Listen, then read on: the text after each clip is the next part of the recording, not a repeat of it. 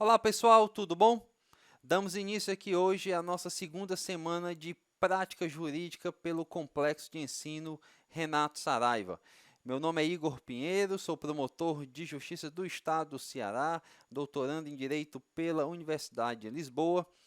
Escrevo na área do direito eleitoral, inclusive aqui ao fundo vocês veem a minha obra Legislação Criminal Eleitoral Comentada pela editora Juspódio e também lanço em segunda edição esse ano o livro Condutas Vedadas aos Agentes Públicos em Ano Eleitoral, que abordam um na área criminal e outro na área civil, exatamente o tema da nossa palestra, que é de ações eleitorais anticorrupção. Falar de corrupção no atual contexto brasileiro é algo muito caro para todos nós, considerando que está revelado claramente que é nos acordos eleitorais ou pré-eleitorais que se estipulam as bases para a corrupção administrativa no exercício do cargo. Agora, nós precisamos, quando falamos de ações eleitorais anticorrupção, quebrar alguns paradigmas que nós temos incutido pela falta de dedicação ao direito eleitoral e até mesmo pela falta de sistematização da disciplina, que é composta de vários diplomas esparsos e não seguem uma ordem lógica que permite ao nosso amigo estudar. Então, eu trago aqui para vocês duas premissas iniciais para a correta compreensão e percepção melhor dessa questão das ações anticorrupção. Primeiro, eu falo da interdisciplinariedade dos ilícitos eleitorais e variação de competência. O que significa dizer?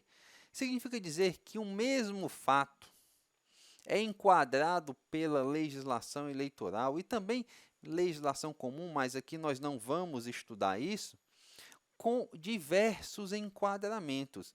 E isso precisa ser atentado pelo advogado, pelo promotor, pelo juiz eleitoral, porque traz uma variação de competência muito grande, não só da justiça, que vai julgar, como também do juízo competente.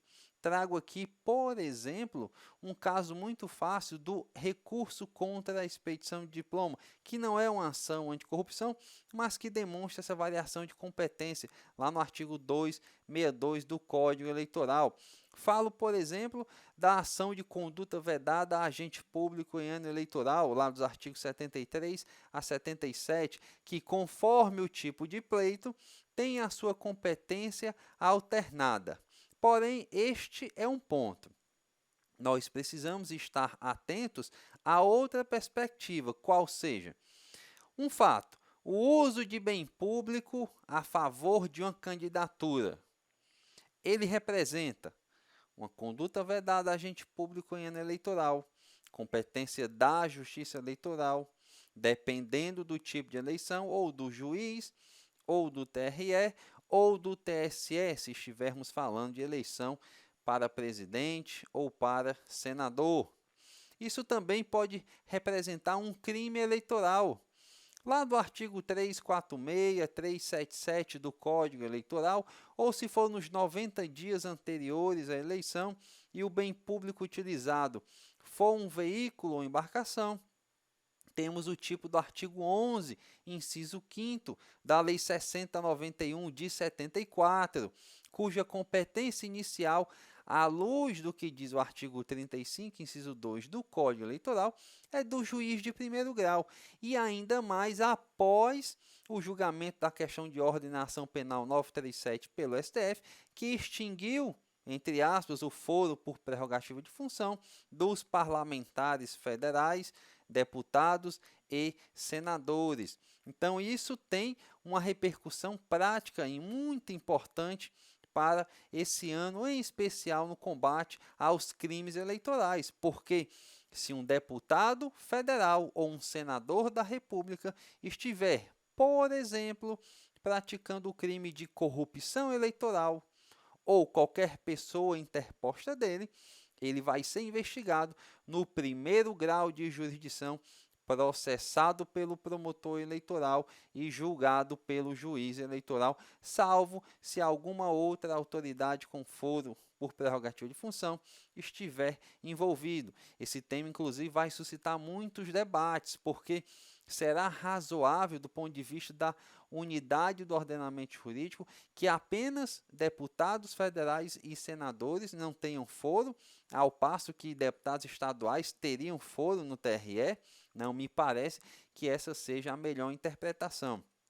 Vamos precisar, de fato, aguardar como o TSE e, por fim, o STF, que vai julgar com certeza habeas corpus relativo a fatos dessa natureza, irá deliberar. Muito bem. Mas aí eu falo também de tipificação múltipla dos atos de corrupção eleitoral e dos correlatos procedimentos judiciais.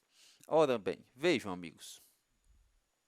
Como eu disse, a própria lei eleitoral traz diversos enquadramentos de corrupção para o mesmo fato. Um ato de corrupção, ele pode ter várias repercussões cíveis, como conduta vedada a agente público, como captação ilícita de sufrágio, como o crime de corrupção eleitoral do artigo 299 ou do artigo 334 do Código Eleitoral. Nós também podemos ter o artigo 11, inciso 5º da Lei 6091 de 74.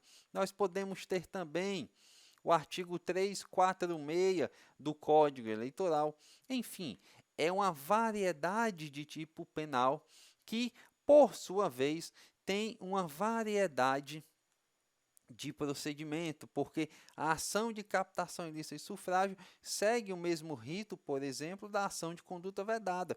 Mas se nós estivermos tratando, por exemplo, da AIME, que é a ação por excelência de combate à corrupção eleitoral, está lá no artigo 14, parágrafo 10, aí nós teremos outro rito, que será o do artigo 3º e seguintes da Lei Complementar 6490. Então, essa percepção da multitipificação e o correlato multiprocedimento é importante para que nós não nos confundamos na hora de aplicar o respectivo procedimento. Muito bem, quebrada esta premissa, eu, ao contrário do que certamente você estaria esperando, não começo pelas ações eleitorais cíveis anticorrupção, mas começo com a ação penal eleitoral anticorrupção. Sim, a ação penal também é uma ação eleitoral anticorrupção. Nós temos lá no artigo 299 do Código Eleitoral o crime famoso de corrupção eleitoral ativa e passiva. Nós temos, como eu disse, o artigo 11, inciso 5º da Lei 6091 de 74. Nós temos o crime do artigo 334 do Código Eleitoral, que trata de evitar o abuso do poder econômico no processo eleitoral como forma de corromper ou cooptar eleitores. Então, nós temos nós temos também o artigo 346 também, e o seu correlato, o artigo 377 também do Código Eleitoral. Então, nós temos uma gama de tipos penais voltados para o combate à corrupção eleitoral. E o seu remédio, o seu processamento é através da ação penal eleitoral. A ação penal eleitoral é esta que, de acordo com o artigo 355 do Código Eleitoral, é sempre pública e incondicionada, de titularidade do Ministério Público Eleitoral. Agora, é muito importante você, amigo que é cidadão, eleitor, tem interesse em acompanhar estes feitos. Se o Ministério Público Eleitoral for omisso, for desidioso, não adotar providências contra atos de corrupção na seara criminal, há a possibilidade do ofendido, e ao meu ver o cidadão é ofendido quando se pratica ato de corrupção eleitoral, pode-se ajuizar a ação privada subsidiária da pública, no caso da omissão. Além disso, a omissão do Ministério Público, a desídia, no doloso, claro, ele configura crime, está no artigo 342 do Código Eleitoral. Então, esses aspectos criminais iniciais são de suma importância para que nós possamos ver como ocorre o rito. Quando eu falo que o crime eleitoral é de ação penal pública incondicionada, nós também precisamos nos lembrar do inquérito policial ou do procedimento investigatório criminal, que é a ferramenta que o Ministério Público usa para realizar atos investigativos próprios. À luz da Resolução 23396 de 2013, que é a resolução do TSE que trata do processamento dos crimes eleitorais, lá diz que o inquérito policial eleitoral, e aqui nós estamos na fase pré-processual, só pode ser instaurado mediante requisição do Ministério Público, requisição do Judiciário ou quando o delegado de polícia realiza um flagrante. Esse ponto é muito importante. No que diz respeito também à possibilidade de ajuizamento de ação penal eleitoral com base em inquérito civil público. Você deve parar e pensar, Igor, você não está confundindo ação penal, inquérito civil público? Não, não estou confundindo, é isso mesmo. A jurisprudência é pacífica há bastante tempo que uma investigação civil eleitoral pode sim embasar o ajuizamento da respectiva ação penal. Mas aí você vai dizer, Igor, mas o artigo 105A da Lei 9.504 de 97, que diz não ser aplicável na esfera eleitoral qualquer dos procedimentos de que trata a Lei 7347 de 85. Eu vou dizer, amigo, você precisa estar antenado que o TSE evoluiu a sua jurisprudência para dizer que não há qualquer ilegalidade ou inconstitucionalidade no uso de inquérito civil público para investigações eleitorais. Ao contrário, a Corte disse taxativamente em diversos precedentes de 2016 e 2017 que inconstitucional é limitar ou tentar limitar a atividade investigativa do Ministério Público por meio do inquérito civil público. Devemos lembrar que o artigo 129 da Constituição diz claramente que o ICP é a ferramenta por excelência posta à disposição do MP para a tutela de direitos difusos e coletivos. E certamente a lisura do processo eleitoral, a moralidade no exercício dos cargos durante o pleito eleitoral é um direito difuso contemplado pela Constituição para ser exercido em sede de ICP. Muito bem. Falando então agora já da própria ação penal eleitoral e dos respectivos tipos que podem embasá-la, eu trago aqui o artigo 346 do Código Eleitoral, que é o tipo referente à utilização de serviços e bens públicos a favor de partido ou organização de caráter político. Diz lá esse tipo. Artigo 346. É crime violar o disposto no artigo 377. E o que é que diz o artigo 377? O serviço de qualquer repartição, federal, estadual, municipal, autarquia, fundação do Estado, sociedade de economia mista, entidade mantida ou subvencionada pelo poder público, ou que realiza contrato com este, inclusive o respectivo prédio e suas dependências, não poderá ser utilizado para beneficiar partido ou organização de caráter político. Parágrafo único. O disposto neste artigo será tornado efetivo a qualquer tempo pelo órgão competente da Justiça Eleitoral, conforme o âmbito nacional, regional ou municipal do órgão infrator, mediante representação fundamentada do partido ou de qualquer eleitor. Vejam bem, amigos, esse crime ele tem uma abrangência enorme, na medida em que ele veda criminalmente o uso de qualquer bem, serviço, prédio, servidor público para fins político-partidários. Trata-se de um crime de natureza permanente, que pode ser praticado inclusive em ano não eleitoral, como, por exemplo, em eleições partidárias, em que um prefeito que apoia um determinado candidato ou um determinado dirigente à reeleição usa bens públicos para levar pessoas com o intuito de votarem no seu apoiado.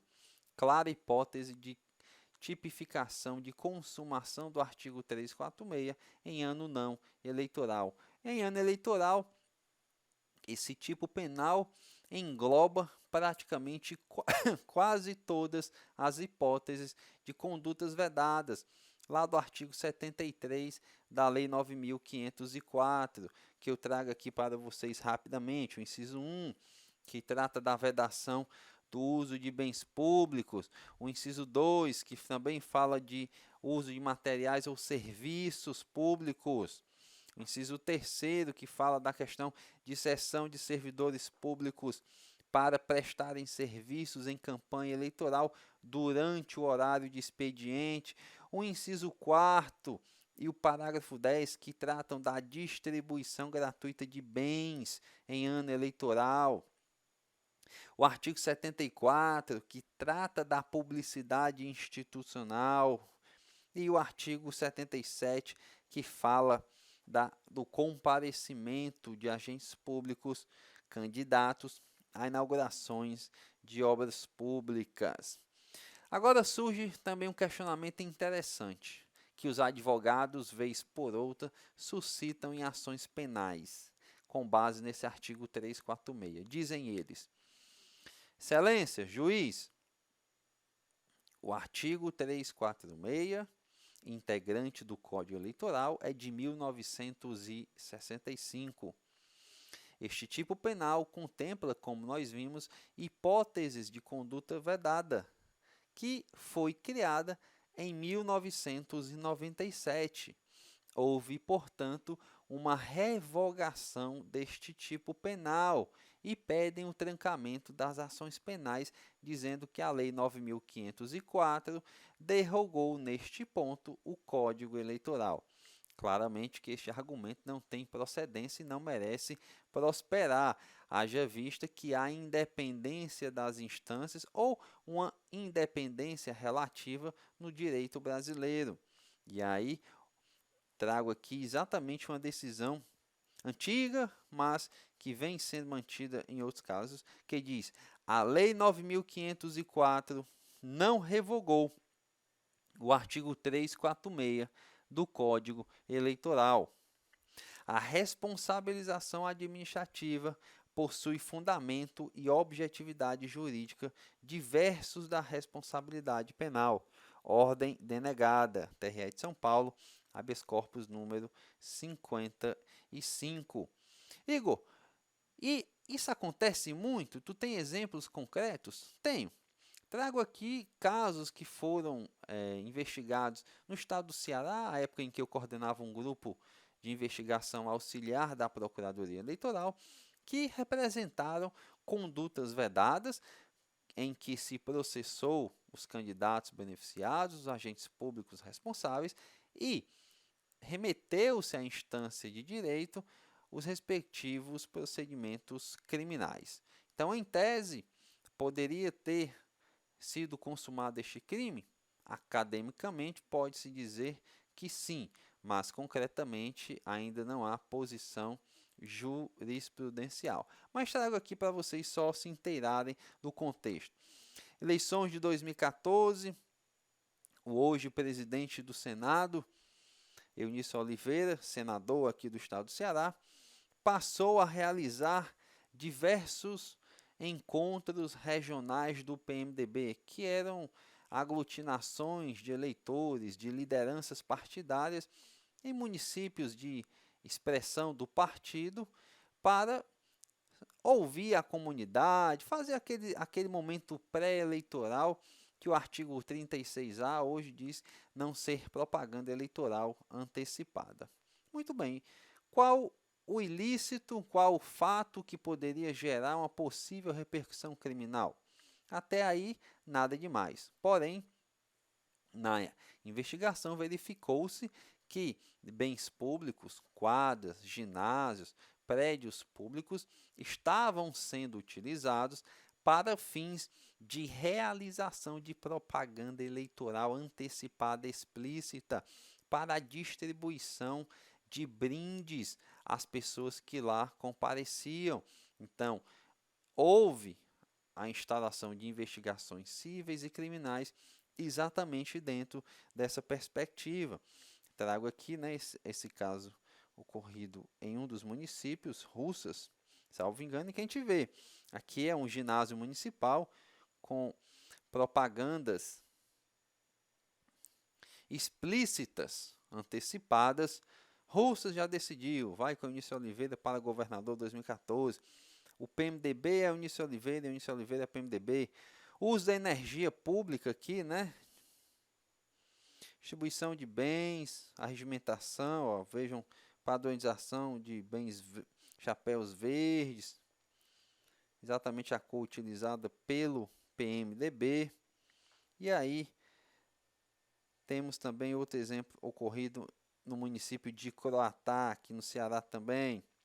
Mais uma vez, um prédio, um espaço público, salvo engano aqui era um prédio da Secretaria de Saúde do município.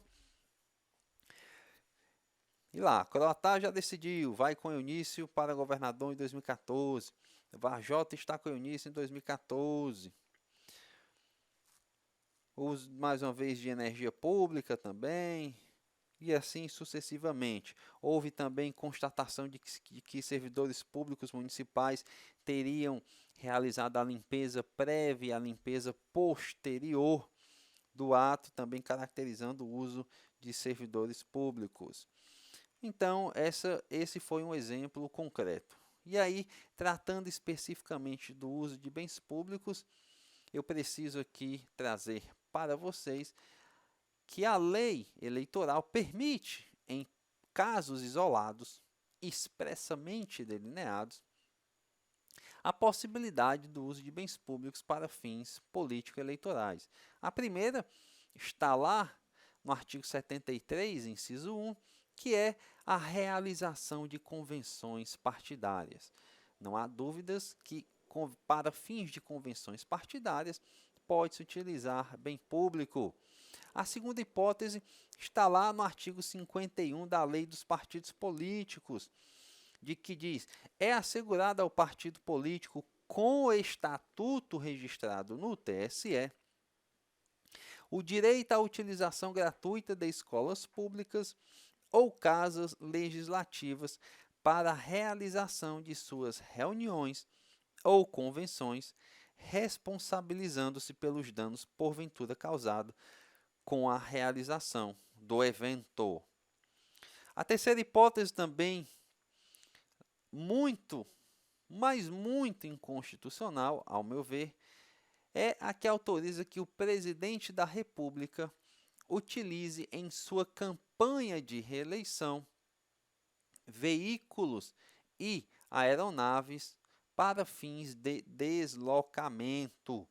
Diz aqui o 73, parágrafo 2º, a vedação do inciso 1, que é exatamente que proíbe o uso de bens públicos, não se aplica ao uso em campanha do transporte oficial pelo presidente da República, obedecido o disposto no artigo 76, que fala que se for pago o valor de mercado antecipadamente ou posteriormente, não há qualquer ilegalidade. Agora, esse uso de transporte oficial, ele é exclusivo do presidente da República, de modo que governadores e prefeitos não podem participar de atos político-partidários com qualquer transporte oficial, sob pena de consumar conduta vedada, eventual abuso de poder, crime do artigo 346, ou, se for nos 90 dias antes da eleição, o artigo 11, inciso 5º da Lei 6091 de 74, ok? Muito bem. Próxima hipótese é exatamente o uso da residência oficial para reuniões internas. Diz lá o 73, parágrafo 2º, parte final, que não é aplicável a vedação do inciso 1 ao uso em campanha pelos candidatos à reeleição de presidente, vice-presidente, governador, vice-governador, prefeito e vice-prefeito de suas residências oficiais para a realização de contatos, encontros e reuniões pertinentes à própria campanha, desde que não tenham caráter de ato público.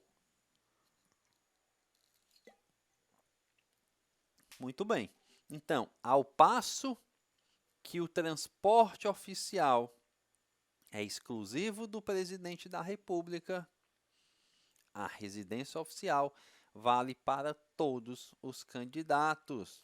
Agora, as reuniões devem ser internas e não pode ser dado qualquer tipo de publicidade. Então, se, por exemplo, um candidato a prefeito, um candidato a governador resolve fazer um comício na porta da sua casa, ele pratica o crime eleitoral do artigo 346, ele pratica a conduta vedada do artigo 73, inciso 1, ok? Próxima hipótese muito polêmica. Uso das casas legislativas. O artigo 37, parágrafo 3º da Lei das Eleições, diz que nas dependências do Poder Legislativo, a veiculação de propaganda eleitoral fica a critério da mesa diretora. Muito bem. Em um regime republicano como o que a nossa Constituição anuncia ser o brasileiro, em uma administração pública pautada pelos princípios da impessoalidade e da moralidade administrativas, em um processo eleitoral concebido sob a premissa básica da igualdade de oportunidades, que traz como corolário a neutralidade, a isenção, a equidistância do poder público de todos os candidatos e pré-candidatos, não me parece razoável nem constitucional que um ato da mesa diretora tenha o condão de transmudar essas premissas e valores constitucionais para dizer que lá a Casa Legislativa será um mundo à parte, um mundo em que esses valores constitucionais não têm plena aplicabilidade. A mim me parece que não tem qualquer suporte constitucional esse dispositivo. No silêncio da mesa diretora, não pode. Na autorização da mesa diretora, também não pode, pela ausência de compatibilidade constitucional. E eu trago aqui um caso concreto que aconteceu também aqui no estado do Ceará, na última eleição para prefeito de Fortaleza. Se os senhores olharem aqui, nós temos de um lado, para começar, um espaço eminentemente público da Assembleia Legislativa do Estado do Ceará. Aqui o atual presidente da Assembleia, deputado estadual. Aqui o atual prefeito, Roberto Cláudio. Aqui o deputado Tim Gomes, deputado estadual, em que eles haviam sido adversários no primeiro turno e estavam selando a sua aliança de segundo turno, lá nas dependências do Poder Legislativo. Pergunta-se: este ato seria conduta vedada? Este ato seria crime eleitoral?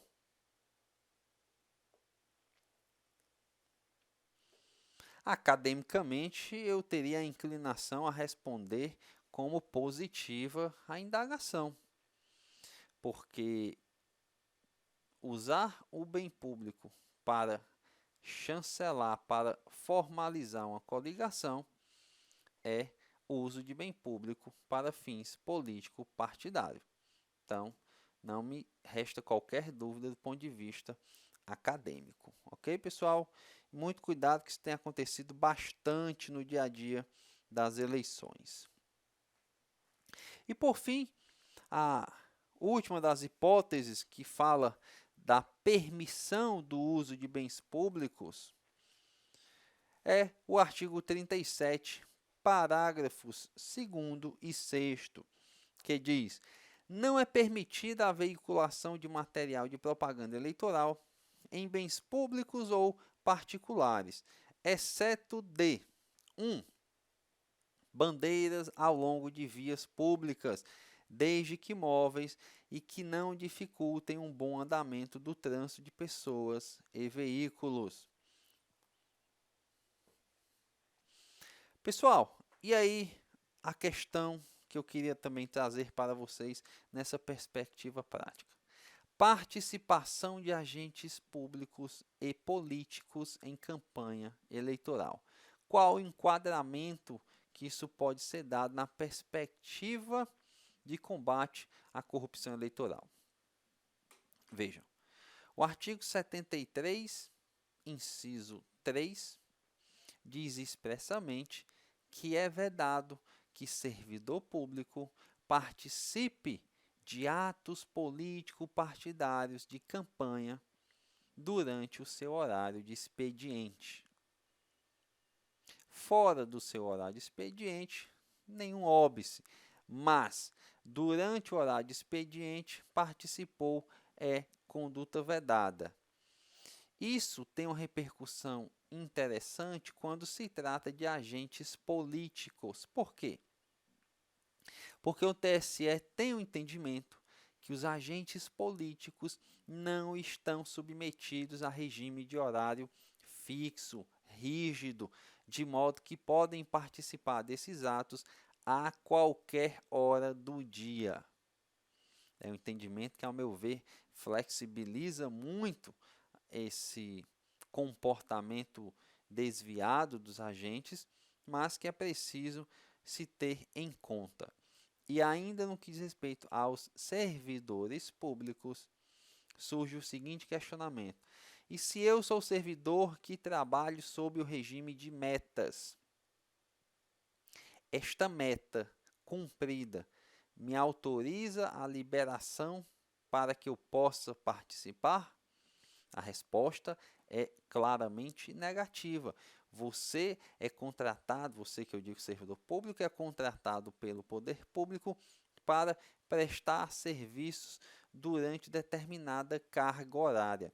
Como se dá a sua distribuição interna de trabalho, não tem qualquer reflexo ou efeito na diminuição da sua carga horária, até porque, via de regra, se recebe pelo cumprimento da jornada de trabalho e não pelo cumprimento de metas. Então, isso é muito importante também se ter em conta, tá certo?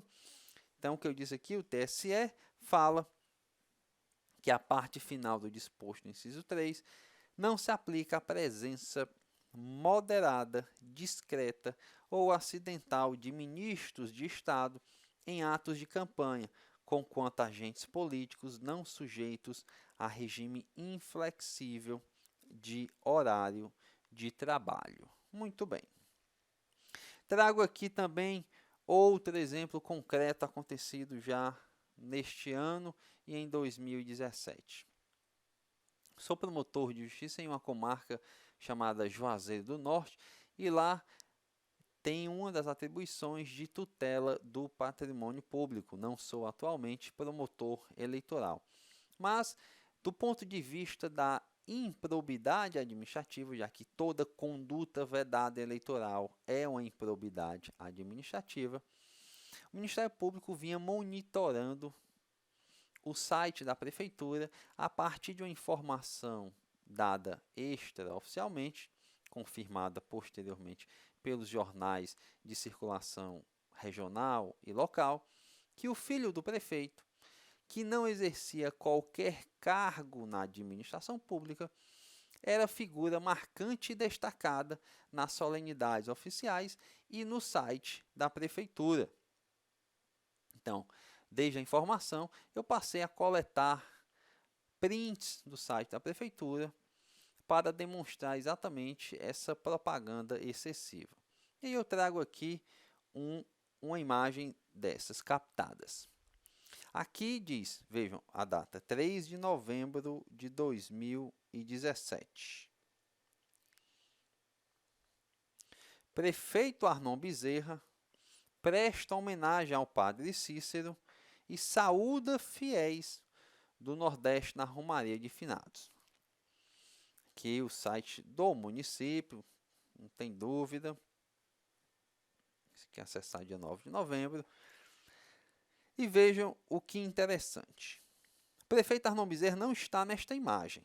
Aqui consta a filha dele, que era secretária, e o empresário e filho dele, Augusto Jeromel.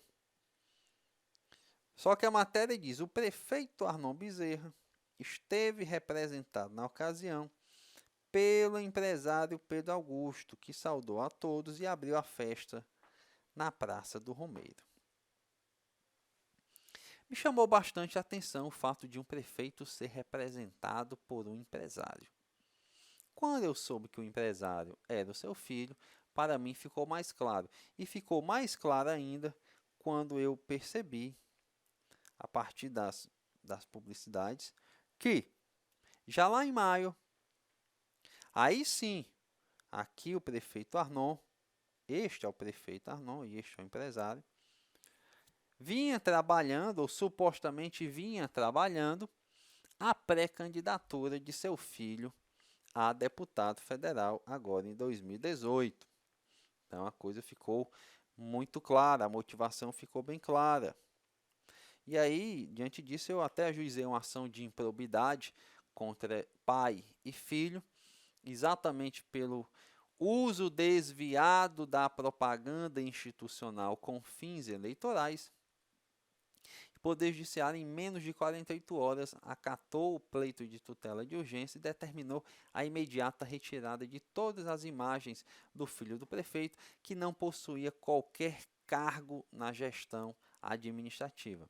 Mas esse problema da publicidade institucional, ele acontece em todas as esferas, em todos os municípios e estados, eu tenho percebido isso. Trago aqui também outro caso concreto, em que eu trabalhei no município de Quixeramobim, em que o prefeito, o ex-prefeito, né, que ele não foi reeleito, foi afastado em uma mega operação com mais 26, colocou no site da prefeitura uma visita que o atual deputado federal, José Nobre Guimarães, aqui pelo Ceará, fez a Quixeramobim. Vejam aqui a publicidade no site da prefeitura. E aí, o que dizia esta publicidade institucional? Neste sábado, o prefeito Cirilo Pimenta recebeu a caravana do Partido dos Trabalhadores no município de Quixeramobim. Este momento vem sendo realizado em várias cidades do estado do Ceará. O evento foi um encontro estadual do partido, tendo como pauta a reeleição da presidenta Dilma Rousseff. Na oportunidade, estiveram presentes lideranças nacionais do partido, nomes como de Hilário Marques, uma das lideranças do PT no Sertão Central, o ex-presidente do PT, Joaquim Cartacho, o deputado Edé Teixeira e demais representantes do Legislativo Estadual, assim como também representantes do MST e FETRA-S. O prefeito Cirilo Pimenta juntamente com seus assessores, esteve no evento, recebendo também o ministro Ricardo Berzoini. Aproveitando o momento, foi lançada a pré-candidatura do quixaramobiense José Nobre Guimarães a uma vaga no Senado Federal pelo estado do Ceará. Ou seja, uso da publicidade institucional para fins de, mais uma vez, propaganda eleitoral antecipada. Conduta vedada, crime eleitoral do artigo 346, tá bom, pessoal? Então, site de prefeitura, site de repartição pública é algo que deve ser monitorado no ano eleitoral, porque costuma trazer muito pano para a manga. Trago aqui outro exemplo, festa do Dia das Mães. O Dia das Mães está chegando e é muito comum que as gestões municipais realizem grandes festas de distribuição de bens. Ilícito esse que caracteriza lá a conduta vedada do artigo 73, parágrafo 10 da Lei das Eleições, que diz que no ano da eleição é vedada a distribuição gratuita de bens pela administração pública. Aqui é um ilícito objetivo. E se este evento for utilizado com conotação eleitoreira, inclusive com propaganda subliminar ou explícita a favor de pré-candidato, configura o crime do artigo 346. E é o caso que, em tese, pode ter ocorrido aqui no município de Parambu. Os senhores veem aqui um ginásio municipal, mais de 800 brindes para serem distribuídos à comunidade, festa de Dia das Mães. E o que constava lá no site da prefeitura sobre o evento? A administração Construindo Novo Tempo realizou nesta sexta-feira, dia 16, a tradicional Festa das Mães parambuense, considerado um dos maiores eventos da região dos Inhamus. Milhares de mães compareceram na grande confraternização que foi marcada por uma premiação recorde no município, 800 prêmios. Foram sorteados, e aí ele vem, né? A prefeita de Parambu, Keile Noronha, ao lado da ex-primeira-dama Ardelânia Noronha, que também representava o deputado federal Genesias Noronha, recepcionaram a todas as mães em mais uma festa que ficará marcada na história de Parambu. Foi uma noite inesquecível, marcada por muita alegria e emoção. A prefeita Keile Noronha se emocionou ao lado das mães e ressaltou mais uma vez o compromisso da administração para com o povo de Parambu. Em seu pronunciamento, agradeceu a todos que prestigiaram o grande evento, que já se tornou marca registrada em toda a região dos Inhamuns. Durante o evento, foi destacado também a organização da festa realizada pela equipe da Secretaria de Assistência Social, que deixou o ginásio do bairro Brasília simplesmente lindo para receber todas as mães parambuenses. Então, aqui um caso de explícita alusão a um pré-candidato da região como sendo o benfeitor do ato. Temos também aqui o outro crime que eu já fiz a alusão para vocês e é um dos mais poderosos no combate à corrupção. Artigo 11, inciso 5º da famosa Lei de Transporte de Eleitores. O que diz esse tipo que só tem uma pena? Cassação do registro ou do diploma.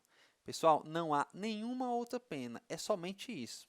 Então, se você quiser fazer uma investigação efetiva, que tal monitorar nos 90 dias antes do pleito o uso de veículos e embarcações. Por quê? Porque é isso que diz o tipo penal. Constitui crime eleitoral, inciso 5º, utilizar em campanha eleitoral, no decurso dos 90 dias que antecedem o pleito, veículos e embarcações pertencentes à União, Estados, territórios, municípios e respectivas autarquias e sociedades de economia mista. Pena: cancelamento do registro do candidato ou do seu diploma, se já houver sido proclamado eleito. Parágrafo único. O responsável pela guarda do veículo ou da embarcação será punido com a pena de detenção de 15 dias a 6 meses e pagamento de 60 a 100 dias multa. Então, como vocês veem, é um tipo penal objetivo e muito efetivo. Agora, nós temos que atentar para um detalhe. O mandato que é perdido em decorrência da prática deste crime é aquele para cuja eleição o bem foi utilizado. Se o processo só vier a ser julgado após a reeleição do candidato, ele não pode perder o mandato por conta disso. O entendimento jurisprudencial é esse, tá bom? Então, do ponto de vista de ação penal eleitoral, que é exatamente uma das ações anticorrupção, eu traria essa perspectiva. Poderia abordar como, de fato, o faço durante todo o curso. Questão das gravações, qual gravação é válida para uma ação penal eleitoral? Toda e qualquer gravação feita por um interlocutor vale? A resposta é não. Nós temos um confronto aí claro entre o TSE e o STF. O STF possui uma dimensão mais ampla, dizendo que qualquer gravação realizada por um dos interlocutores é válida. O TSE, por sua vez, diz que apenas nas gravações realizadas em espaços públicos ou em espaços privados sem a perspectiva de privacidade é que tem validade. Eu poderia falar também aqui sobre a questão das buscas e apreensões de aparelhos celulares, quando pode acessar o conteúdo das mensagens, quando não pode acessar, mas esses são detalhes que nós vamos ver mais à frente no curso. Nós temos uma aula toda para estudar os crimes eleitorais, na verdade são duas, uma para a teoria geral, o procedimento, a ação penal eleitoral, e uma segunda para nós estudarmos os principais crimes eleitorais, tá bom? E aí eu venho para falar nesse pouco tempo que nos resta sobre a perspectiva cível. E falar da perspectiva cível de combate à corrupção eleitoral, você deve necessariamente começar pela ação de impugnação ao mandato eletivo. E por quê? Porque o artigo 14, parágrafo 10, traz esta ação como a única ação constitucional capaz de desconstituir o mandato obtido através do voto popular. O que diz lá o artigo 14, parágrafo 10?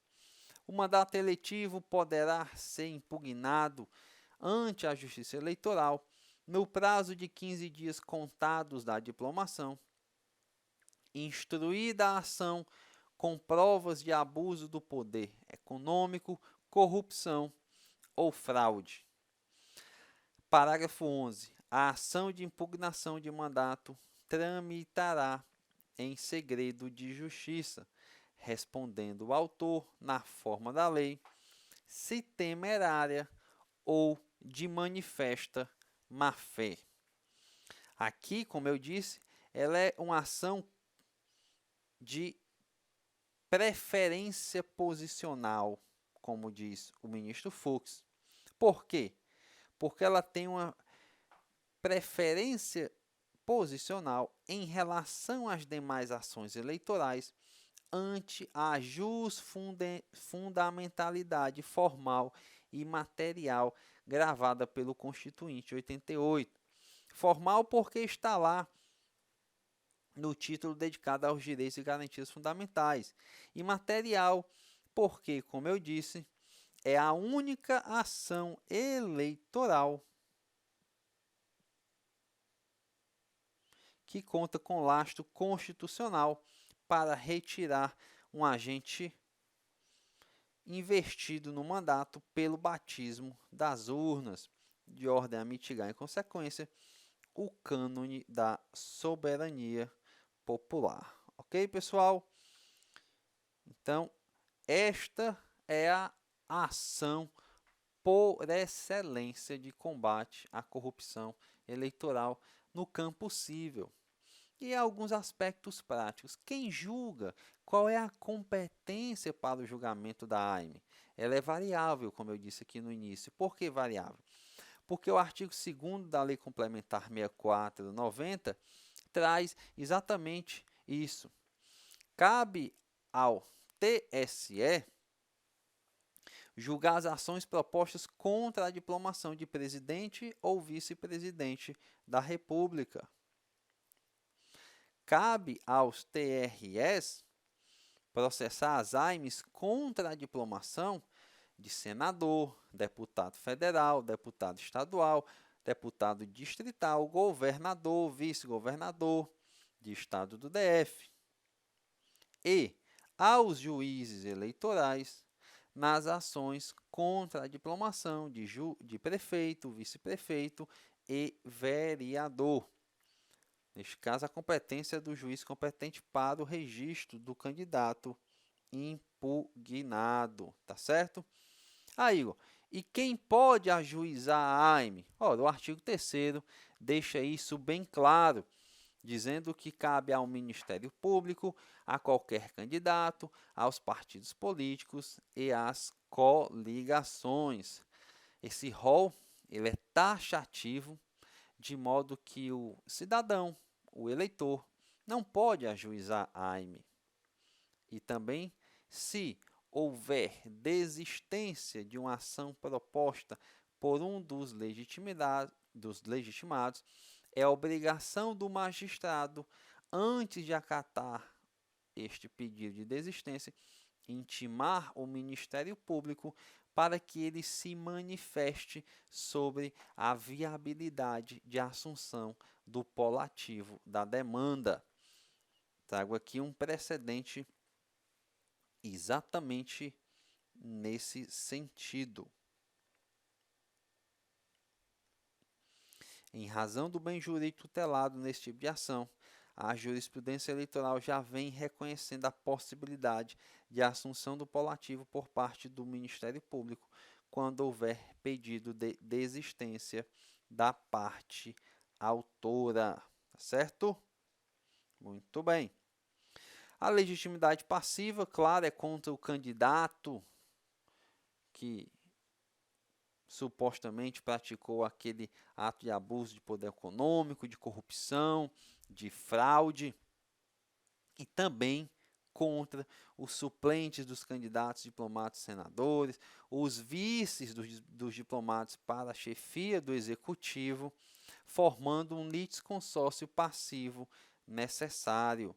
E, se passar este prazo de 15 dias e não houver a integração do polo passivo, há a decadência e a necessária extinção do processo sem resolução do mérito, tá bom? E aí nós temos as hipóteses de cabimento, que é o abuso de poder econômico, a corrupção lato sensu, a fraude, que é o ardil praticado contra o eleitor, mas que pelo tempo aqui que está sendo assinalado, não seria suficiente para que nós acabássemos esse estudo. Então, essa pequena amostra aqui foi para vocês verem que o nosso curso é exatamente o que o nome diz, é prática eleitoral, porque ele congrega, ele conjuga, ele associa a teoria com o que acontece no mundo dos fatos, viabilizando, portanto, uma atuação mais eficaz e profícua, por parte do advogado, por parte do promotor, do dirigente partidário e também do juiz eleitoral. Então fica aqui o meu convite para que vocês se matriculem no nosso curso de prática eleitoral e prossigam aí no estudo do direito eleitoral, visando uma excelente prática nas eleições de 2018.